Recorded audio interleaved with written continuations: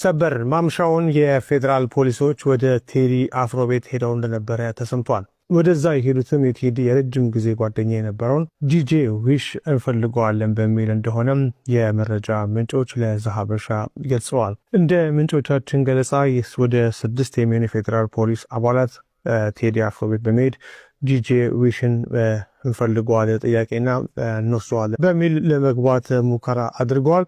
ሆኖም ቴዲ አፍሮ በምሽት ከ6 ሰዓት በኋላ ወደ ቤቴ እንድትገቡ አልፈቅድላችሁም በማለት ከፖሊሶቹ ጋር የተወሰኑ ንግግሮች ከተደረገ በኋላም ዲጄ ዊሽም ለጊዜው ሳይያዝ ቴዲ አፍሮ ቤትም ሳይገቡ መመለሳቸውን የመረጃ ምንጮች ገልጸዋል። በዛሬው ዕለት እንደነገርኳቸው የቴዲ የልብ ጓደኛ የረጅም ጊዜ ጓደኛውን ያሲን እንደዚሁም ደግሞ ምክትል ማናጀሯን ሰለሞን መታሰራቸውን መዘገባችን ይታወቃል። በአሁን ሰዓት ላይ ሜክሲኮ በሚገኘው የወንጀል ምርመራ ቢሮ ውስጥ ታስረው እንደሚገኙ የፖሊስ ምንጮች ለዛሀበሻ ገልጸዋል። ጉዳዩን እየተከታተሉ ለእናንተ እናደርሳለን። በዚህ በቴዲ አፍሮ ዙሪያ ያሉ ሰዎች ላይ እየደረሰ ያለው የእስር ዘመቻ ብዙዎችን እያነጋገረና ብዙ ጥያቄዎችንም እያስነሳ ይገኛል። እስኪ እናንተ በጉዳዩ ላይ ያላችሁን አስተያየት። ቴዲ አፍሮ የስራህን ይስጥህ። እሺ የስራህን ይስጥህ።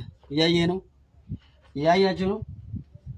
የስራህን ይስጥህ። እሺ ይህም በእኛ ስቃይ የሰበሰብከውን ብር አትብለው። አንተ አንድ ዘፈን ባወጣህ ቁጥር እኛ መከራችንን እናየ፣ እኛ እንቀጠቀጣለን። ስንትን አንተ የድሮ ታሪክ ባነሳ ቁጥር እኛ ሰቀቀን ነው፣ እኛ ሽባ እንሆናለን። አንተ ብዙ ብር ዶላር ትሰበስብበታለህ። ምን አለ ብትሆን በቃ የድሮ ታሪክ እኮ ድሮ በቃ ሰርተው አልፈዋል። የራሳቸውን ታሪክ አልፈዋል። እኔ እኮ ብቻዬን ነው ልጅ ማሳደገው አይደለም እንዴ?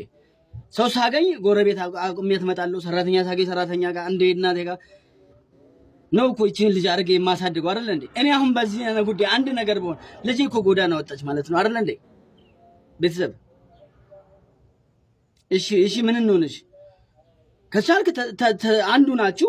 አረ በቃ አንድ የፍቅር ዘፈን ህዝብ አንድ የሚያደርግ ነገር ዘፈኑና ህብረተሰቡን አፋቅሩት። እናንተ ባትኖሩ እኮ እኛ ሰላም እንሆን ነበር እኮ። እናንተ ባትኖሩ ሰላም እንሆናለን። ሰላምም ሆነናል።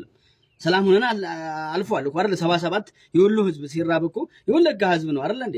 በሬ ሰጥቶ እርሻ ሰጥቶ ልጁን ሰጥቶ ድሮ እኮ ብሎ ያለ ነበረው አይደል እንዴ? የትግራይ ህዝብ ሲቸገር እኮ የወሎ ህዝብ ነው እንደዚህ የሆነ የለም። የጎጃም ህዝብ ሲቸገር እኮ የትግራይ ህዝብ ነው ሲደርስለት የነበረው አይደል? እናንተ ባትኖሩ እኮ እኛ ፍቅሩን እንኖራለን። አረ እንኖርበት። አሁን ለማንኛውም ፈጣሪ ተርፌያለሁ። ባትዘፍን በህዝብ ስቃይ አንተ ብዙ ሚሊዮኖች ትሰበስባለህ፣ ብዙ ብር። እኛ ግን መከራ እናያለን። እኛ አስበሳችን እንጣላለን። በመድኃኒዓለም ሼር አድርጉለት፣ አድርሱለት። ደግሞ ሌላ ዘፈን አውጥቶ እንዳያስጨርሰን። በቃ አርፎ ይቀመጥ። በቃ በመድኃኒዓለም ሼር አድርጋችሁ አድርሱለት፣ አሳዩት። የሆንኩትን ሁሉ አሳዩት። በሱ ዘፈን ምክንያት ቤተሰብ ሼር አድርጋችሁ አድርሱለት በእናታችሁ። ሰበር ዜናም የቴዲ አፍሮ የቀኝ እጅ የሆነ የረጅም ጊዜ ጓደኛው ዛሬ በፌዴራል ፖሊስ ቁጥጥር ስር መዋሉን የቤተሰብ ምንጮች ለዛሀበሻ ገልጸዋል። የቤተሰብ ምንጮች ለዛሀበሻ እንደገለጹት 6 የሚሆኑ የፌዴራል ፖሊስ አባላት ወደ የሱፍ ቤት በመምጣት ይዘውት እንደሄዱና ድብደባ እንደፈጸሙበትም በመኪና ውስጥ አስገብተው እንደወሰዱትም ለዛሀበሻ ገልጸዋል። ይህን ተከትሎ ከፍተኛ የሆነ ስጋት ተፈጥረዋል። በአሁኑ ሰዓት ላይ የሱፍን ለምን እንደወሰዱት እስካሁን ድረስ የፌዴራል ፖሊሶቹም የገለጹት ነገር የለም፣ ለቤተሰብ ያሳወቁት ነገር የለም። ሆኖም ግን ምን ሊፈጠር ይችላል የሚለው ከባድ የሆነ ስጋት እንደፈጠረባቸው ነው ለዛሀበሻም እየገለጹ የሚገኙት። ቴዲ አፍሮ አዲሱን ኢትዮሪካ የሚለውን አልበሙን ካወጣ በኋላ በህዝብ ዘንድ ተወዳጅነት ያገኘ ሲሆን የሚቃወሙ ወገኖችም አልጠፉም። ለቴዲ አፍሮ ምላሽ የሚሆኑ ዘፈኖችም መዘፈናቸው ይታወቃል። እንደ አሜሪካ ዲፕሎማት የሆኑት ቲቦር ናጂ ያሉ ደግሞ ለቴዲ አፍሮ እውቅና መስጠታቸውና አድናቆታቸው መግለጻቸው የሚታወቅ ነው። በቴዲ አፍሮ ዘፈን ጉዳይ ላይ ብዙ መረጃዎችን እያቀረብን እንገኛለን። በዛሬው ዕለት ግን የሰማነው መረጃ ከቤተሰብ የመጣው መረጃ የሱፍ ያሲን የቴዲ አፍሮ የረጅም ጊዜ ጓደኛ የቅርብ ሰው የቀኝ እጁ የሚባለው በቁጥጥር ስር ውሏል። ትላንት የቴዲ አፍሮ ወዳጅ የቅርብ ወዳጁ ታስሯል። ምክትል ማናጀሯ ታስራለች። ምንም የሚያደርጉት ነገር የለም። ምንም ቴዲ አፍሮ በራሱ የሚመራ ብቃትና ችሎታ ያለው ቴዲ አፍሮ ባለው ነገር ላይ የኢትዮጵያን ሕዝብ ድምፅ በመሆን የሚታወቅ ወንድም ነው። ጊዜ ደግሞ ለብልጽግና ሰጥቷል። 8 ዓመት ለብልጽግና ጊዜ የሰጠ ሰው ቴዲ አፍሮ ይባላል። እንደዛ እንኳን ለህወሓት ጊዜ አልሰጠም ቴዲ አፍሮ። ለህወሓት ያን ያህል ጊዜ እንኳን አልሰጠም።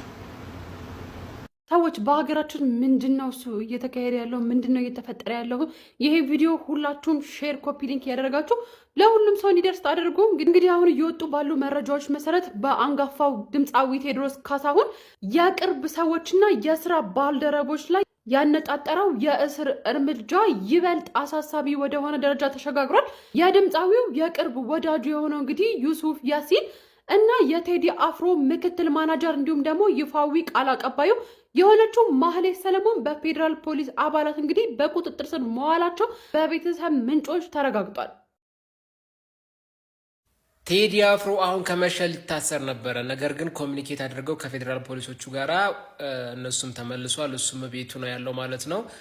ነገ ከነገ ወዲያ ምን ሊፈጠር እንደሚችል አናቅም። ጓደኛውን ማኔጀሩ ታስረዋል። እሱንም እንግዲህ አናቅም። በሱ ስር ያሉ ሰዎችም የታሰሩ ነው። አይኖ ብቻ ነገሮች አስፈሪ ናቸው።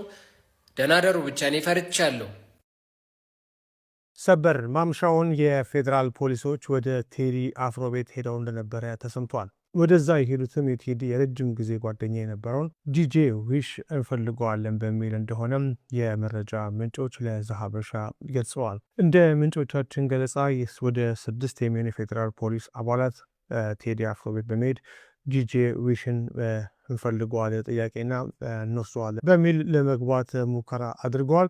ሆኖም ቴዲ አፍሮ በምሽት ከ6 ሰዓት በኋላ ወደ ቤቴ እንድትገቡ አልፈቅድላችሁም በማለት ከፖሊሶቹ ጋር የተወሰኑ ንግግሮች ከደረገ በኋላም ዲጄ ዊሽም ለጊዜው ሳይያዝ ቴዲ አፍሮ ቤትም ሳይገቡ መመለሳቸውን የመረጃ ምንጮች ገልጸዋል። በዛሬው ዕለት እንደነገርኳቸው የቴዲ የልብ ጓደኛ የረጅም ጊዜ ጓደኛው ያሲን እንደዚሁም ደግሞ ምክትል ማናጀሯን ሰለሞን መታሰራቸውን መዘገባችን ይታወቃል። በአሁን ሰዓት ላይ ሜክሲኮ በሚገኘው የወንጀል ምርመራ ቢሮ ውስጥ ታስረው እንደሚገኙ የፖሊስ ምንጮች ለዛሀበሻ ገልጸዋል። ጉዳዩን እየተከታተሉ ወደ እናንተ እናደርሳለን። በዚህ በቴዲ አፍሮ ዙሪያ ያሉ ሰዎች ላይ እየደረሰ ያለው የእስር ዘመቻ ብዙዎችን እያነጋገረና ብዙ ጥያቄዎችንም እያስነሳ ይገኛል። እስኪ እናንተ በጉዳዩ ላይ ያላችሁን አስተያየት በኮመንት ላይ እናንብበው። አሁን ያለው መረጃ ይሄን ይመስላል። እየተከታተልን እናቀርባለን። ፔጃችንን ይከታተሉት።